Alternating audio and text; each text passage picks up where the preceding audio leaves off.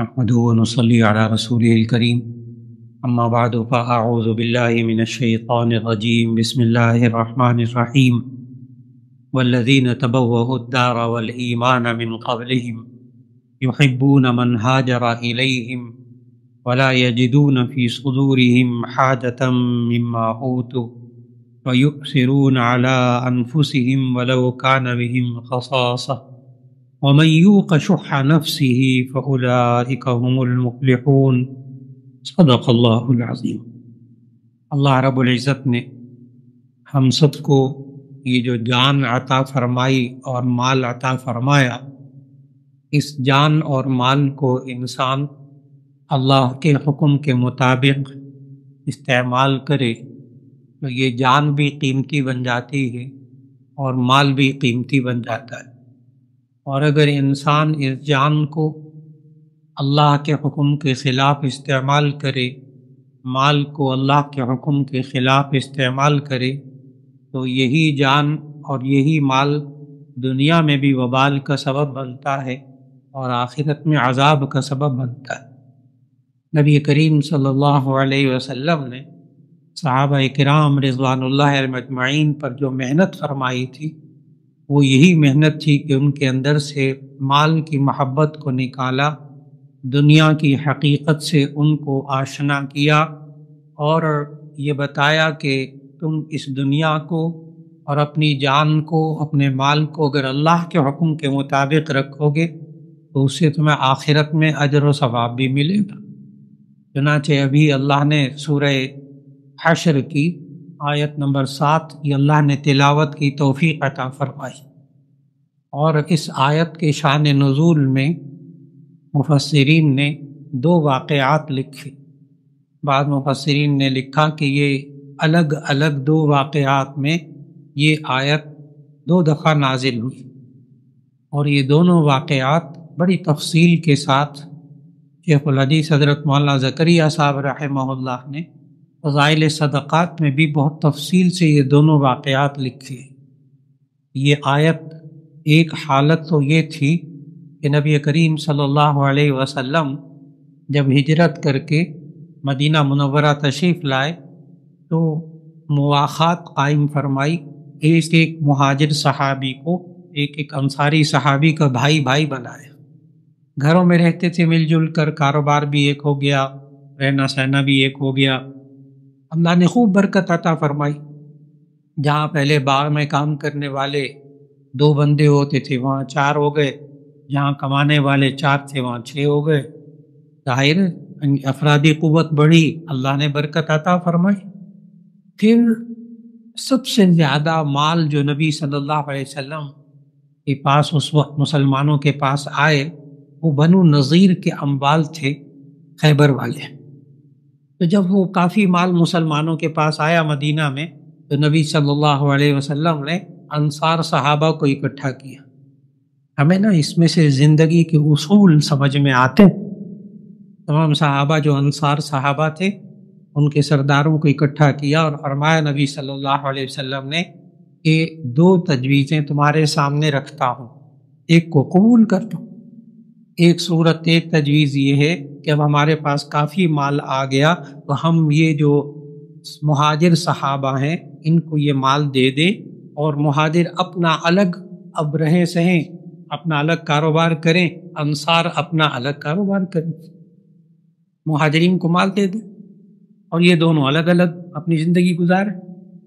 دوسری تجویز یہ ہے کہ یہ سارا مال انصار صحابہ میں تقسیم کر دیا جائے اور مہاجر اور انصار پہلے کی طرح رہے۔ یہ 2 تجاویز نبی صلی اللہ علیہ وسلم نے۔ تو وہ جو انصاری سردار تھے صحابہ، انہوں نے عرض کیا یا رسول اللہ صلی اللہ علیہ وسلم ہمیں اجازت دیجیے، ہم ذرا مشورہ کیا انصار سردار صحابہ نے، اور آئے اور آ کر عرض کیا یا رسول اللہ صلی اللہ علیہ وسلم ایک تیسری تجویز بھی ہے اگر آپ قبول فرمائیں، اور وہ تیسری تجویز یہ ہے کہ یہ جتنا مال و دولت اب آیا ہے یہ سارا کا سارا آپ مہاجر صحابہ کو دے دیں، اور مہاجر پھر بھی پہلی طرح انصار ہمارے ساتھ مل کر رہے۔ نبی صلی اللہ علیہ وسلم قبول فرمائے۔ مفسرین لکھتے ہیں اس پر یہ آیت نازل ہوئی سورہ حشر کی یہ 7ویں آیت، والذین تبوؤوا الدار والایمان من قبلہم یحبون من ہاجر الیہم ولا یجدون فی صدورہم عادۃ مما اوتوا ویؤثرون علی انفسہم ولو کان بہم خصاصۃ ومن یوق شح نفسہ فاولئک هم المفلحون۔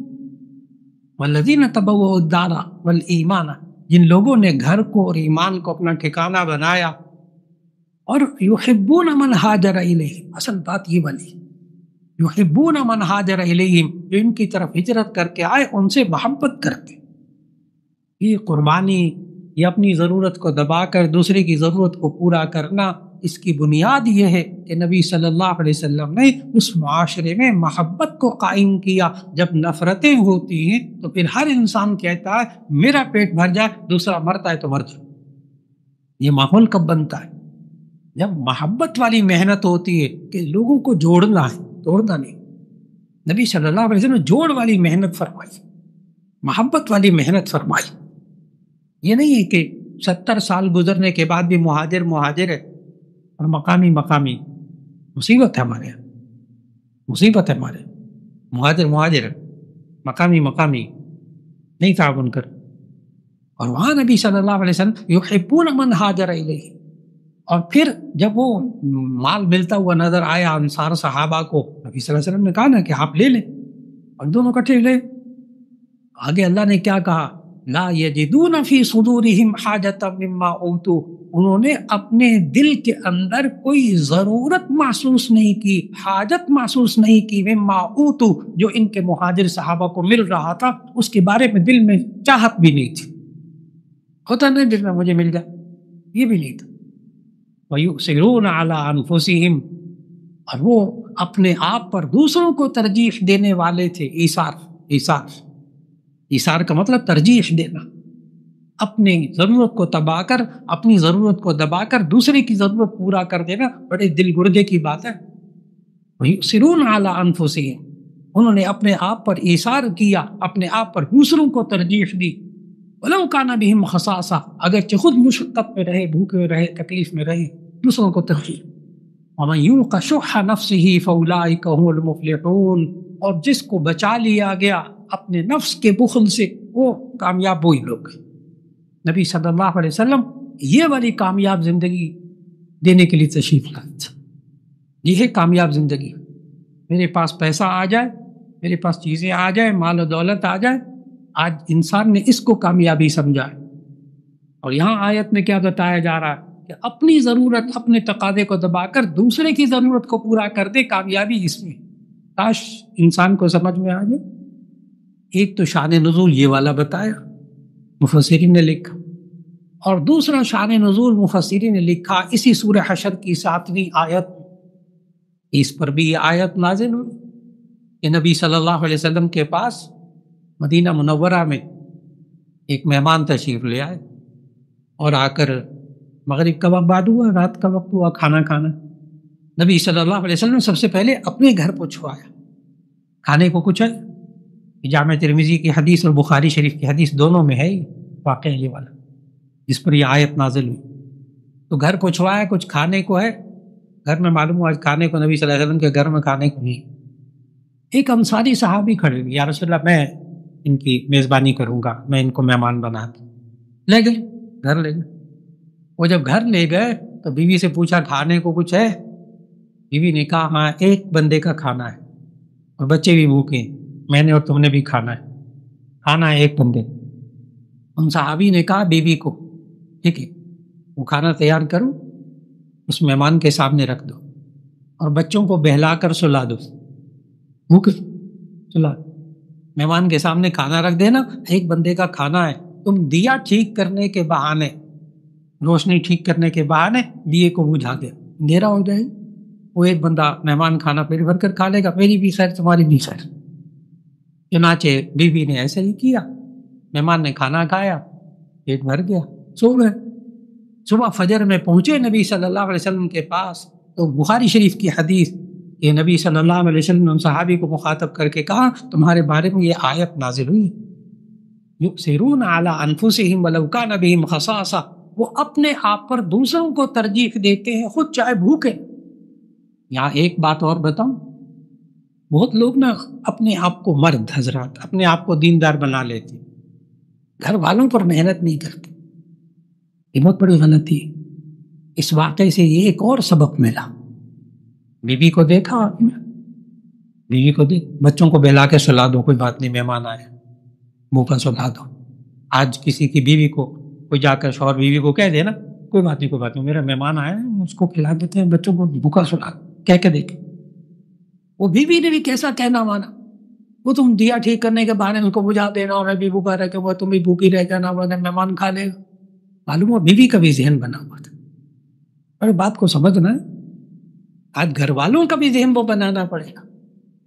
حضرت مولانا احسان صاحب دامت برکاتہم اللہ تعالیٰ ان کو زندگی دے رہا، میرے بزرگ دوستوں میں سے الحمد، بچپن کے دوست، جب صحت تھی ان کی، وہ بیان کرتے ہوئے پتہ کیا کہتے ہیں، جتنے مرد دین پر محنت کرتے ہیں جب یہ گھر جاتے ہیں نا تو ان کا دین دہلیز تک رہ جاتا ہے، بس الگ نہیں جاتا. پھر فرمایا کہ جب عورتوں پر مستورات پر محنت ہوتی ہے تو دین پھر گھروں میں بھی جاتا، خاندانوں میں جاتا. مرد دین میں لگ جاتا ہے تو دہلیز تک جا کر دین بند. لیکن یہی محنت عورتوں میں مستورات میں بھی ہو جائے تو ایسی صورت میں ان کا بھی دینی ذہن بن جائے تو پھر ایسی صورت میں پورا خاندان دیندار ہو جائے، بچے دیندار ہو جائے. اس سے یہ بھی معلوم ہوتا ہے ان صحابی نے اپنی بیوی کا بھی ذہن بنا. ورنہ ہمارے ہاں تو مہمان کو یاد ہے اور بچے بھوکے رہ جائے، بیوی بھوکی رہ جائے مہمان کی خاطر. ہاں مشکل مرحلہ ہے. آج وقت کی ضرورت، ایثار، قربانی. اور یہ ہوتا کیسے، پیدا کیسے ہوتا ہے؟ سب سے پہلے انسان کو یہ سمجھانا کہ میں اگر کھا لوں گا کیا ملے گا، اور اگر یہ میں کسی دوسرے کو کھلا دوں تو کیا ملے گا. بعض لوگوں کو کھانے میں مزہ آتا ہے، بعض لوگوں کو کھلانے میں مزہ آتا ہے. یہ بھی عجیب ہی ذوق ہے. بعض لوگ ہوتے ہیں کھلا رہے ہوتے ہیں اور ایسے خوش مسکرا رہے ہوتے ہیں، اور بعض لوگ ایسے دوسرے کو کھاتا دیکھ کر حسد، یہ کیوں کھا رہا. ایثار اور قربانی سے دلوں میں جوڑ پیدا ہوتا ہے. اور اگر انسان دوسروں کو ترجیح نہ دے، اپنے آپ کو ترجیح دے، بس گھروں میں ہوتا ہے. بعض بچے جو ہوتے ہیں نا وہ چودھری ہوتے ہیں، بھائی ہوتے ہیں نا چندے، اس میں کوئی ایک آدھ چودھری ہوتا ہے. اچھی بوٹی میں لوں گا، اچھے کپڑے میرے، اچھا جوتا میرا، جو چیز اچھی آئی وہ میری، بعد میں جو بچے وہ تمہارا. آج تک مجھے حضرت مولانا صاحب عالم پوری رحمہ اللہ ان کے بیان کا نا ایک واقعہ آج تک یاد ہے. انہوں نے اس چیز کو نا مثال دے کر سمجھایا. یہ دونوں واقعات بھی بیان کیے اور واقعات بیان کر کے انہوں نے سمجھایا کہ دلوں میں جوڑ کیسا پیدا ہوتا. اپنے آپ کو ترجیح دو گے تو کیا ہوگا، دوسرے کو ترجیح دو گے تو کیا ہوگا. حضرت صاحب ماننے لگے اس بیان میں کہ دسترخوان بچھا ہوا، گھر کے بہن بھائی سب بیٹھے ہوئے کھانا کھا رہے. ایک بھائی جو تھا نا بڑا والا، اس کی عادت تھی جب ڈونگا سالن کا آتا تھا تو وہ سامنے جو اچھی بوٹی ہوتی تھی نا وہ لے کر اپنی تھالی میں ڈالتا. یہ مزاج ہے گھروں میں، وہ جس کا زور چل جائے وہ ہر دفعہ یہی کرتا تھا، اچھی بوٹی نکالی اور اپنی تھالی میں ڈالی. اور ماننے لگے کہ ایک دن ایسا ہوا کہ دسترخوان بچھا ہوا تھا، بڑے بھائی نے پھر ڈونگا کھسکایا اپنی طرف اور اچھی سی بوٹی چمچے میں ڈال لی، چمچے میں نکالی. اب وہ دوسرے بھائی پھر سوچنے لگے آج پھر یہ اچھی بوٹی لے گیا. اگرچہ مہذب لوگ دسترخوان پر بیٹھ کر یہ نہیں کہتے فلاں اچھی بوٹی لے گئے. ٹھیک، بات کو بڑا غور سے سمجھنا. کوئی مہذب دسترخوان پر بیٹھ کر کوئی نہیں کہتا فلاں بڑی بوٹی اچھی بوٹی لے گیا. لیکن ایک بات بتا دوں، دل میں آتا سب کے، بڑے بڑے مہذب لوگوں کے دل میں آتا ہے. یہ بات پکی ہے. انسان ہے، ہاں انسان ہے، ہر دفعہ اچھی بوٹی لے جاتا. حضرت نے فرمان لگی کہ وہ ایک دن اس نے اچھی بوٹی نکالی چمچے میں اور اپنے چھوٹے بھائی کی پلیٹ پر ڈال دی. اس کے اوپر گھڑوں پانی پڑ گیا. میں اپنے بڑے بھائی کے بارے میں کیا سوچ رہا تھا، یہ اچھی بوٹی پھر لے گیا، آج تو اس نے اچھی بوٹی مجھے دے دی. دلوں میں جوڑ پیدا ہو گئی. پہلے نفرت، پھر کیا پیدا ہوگی، جوڑ پیدا ہو، محبت. بعد لوگ پوچھتے ہیں، بعد لوگ کہتے بھی ہیں ہم ایثار کرتے رہیں، قربانی دیتے رہیں، دوسروں کی ضرورت پورا کرتے رہیں، اپنی ضرورت کو نہ پورا کریں، ہمیں کیا ملے گا. ہمیں کیا ملے گا، ہم تو گھاٹے میں رہیں.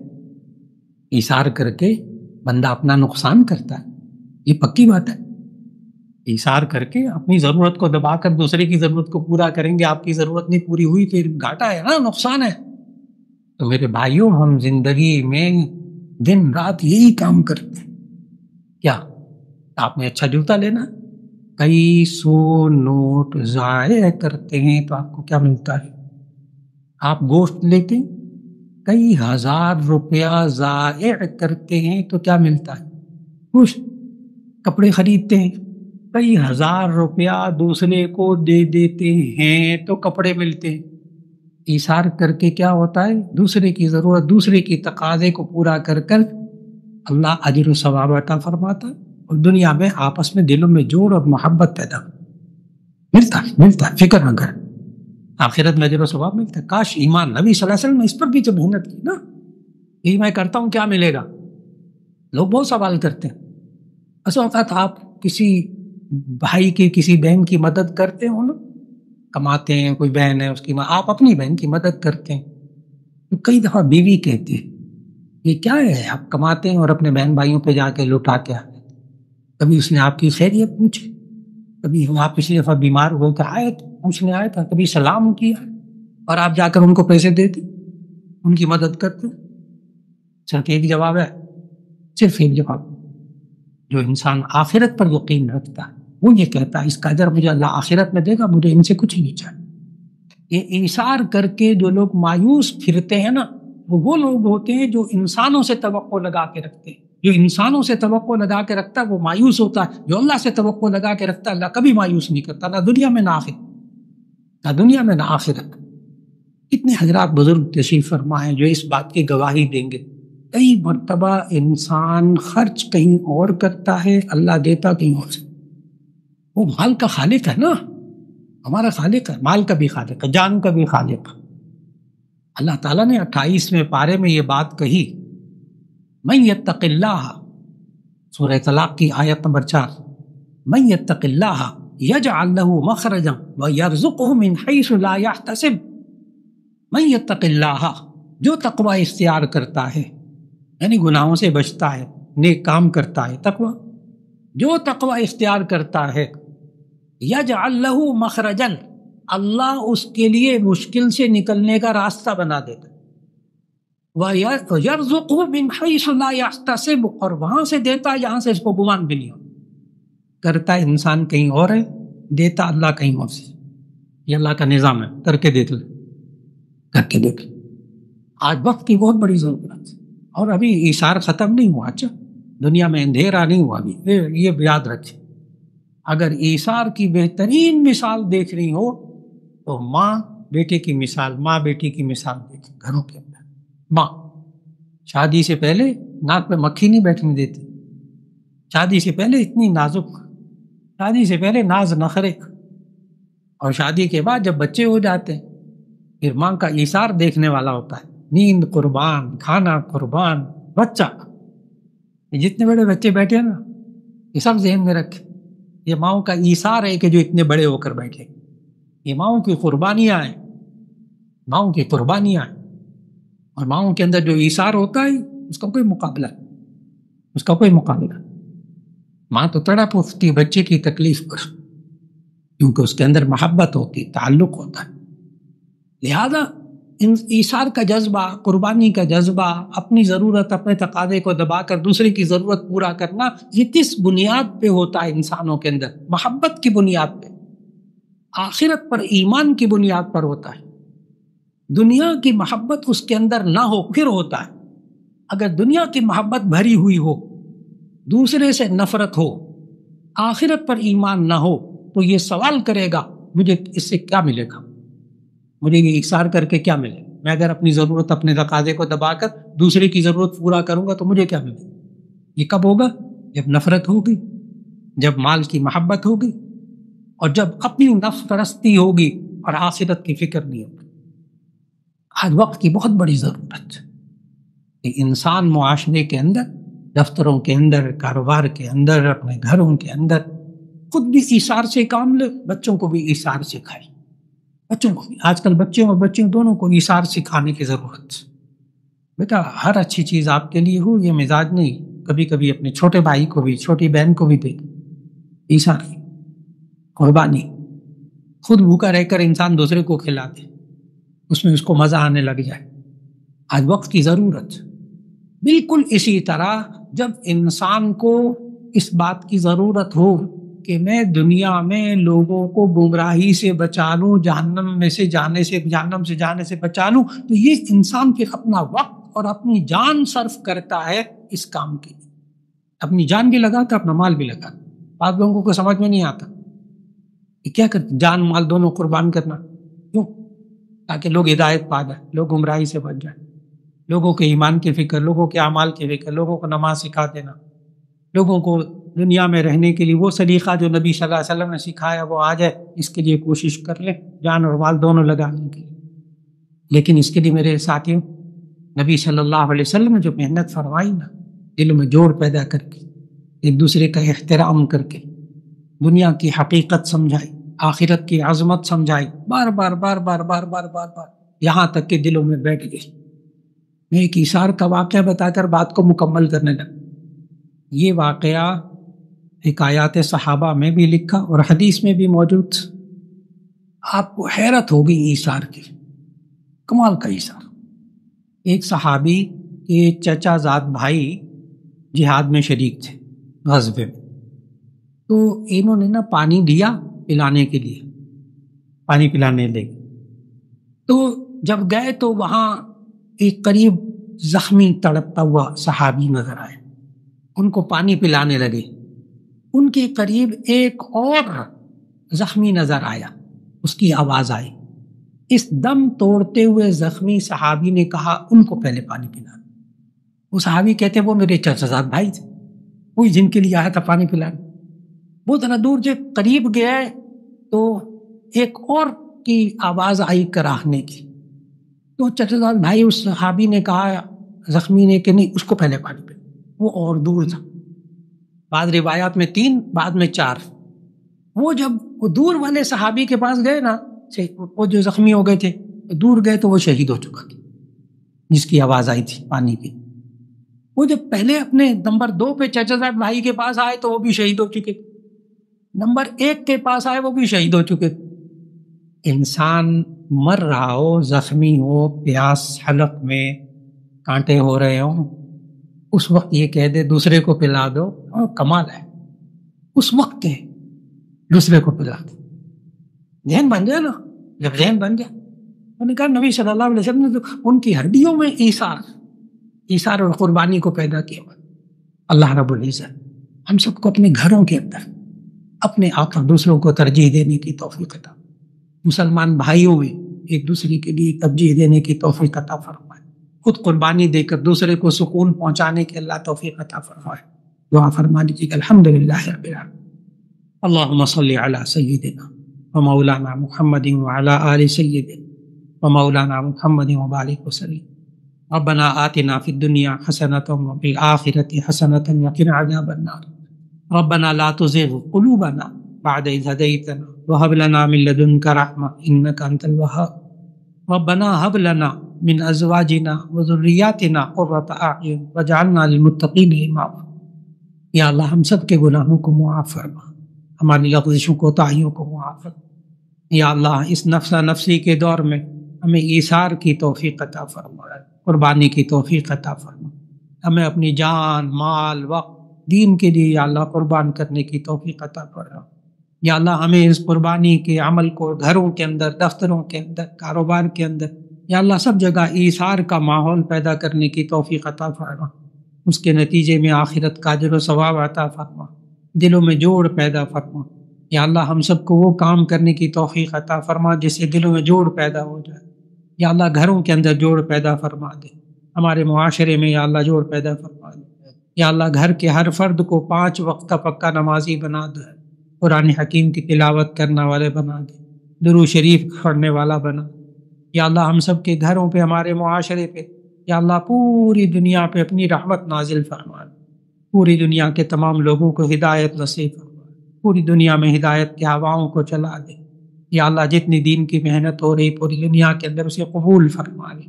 اور یا اللہ تو دلوں کو پلٹنے والا ہے، مقلب القلوب ہے۔ یا اللہ گمراہی سے پلٹ کر یا اللہ ہمیں ہدایت عطا فرما دے۔ یا اللہ ہم سب کے بچوں بچیوں کے ایمان کی حفاظت، ہمارے اخلاق اور کردار کی حفاظت، جو بیمار ہیں یا اللہ ان کو شفا عطا فرما، جو پریشان حال ان کی پریشانیوں کو دور فرما، ہمارے جتنے عزیز وقار بزرگ یا اللہ دنیا سے رخصت ہو گئے سب کو جنت الفردوس عطا فرما۔ صلی اللہ تعالی علی خیر خلقہ محمد وآلہ واصحابہ اجمعین برحمتک یا ارحم الراحمین۔ Free audio post production by alphonic.com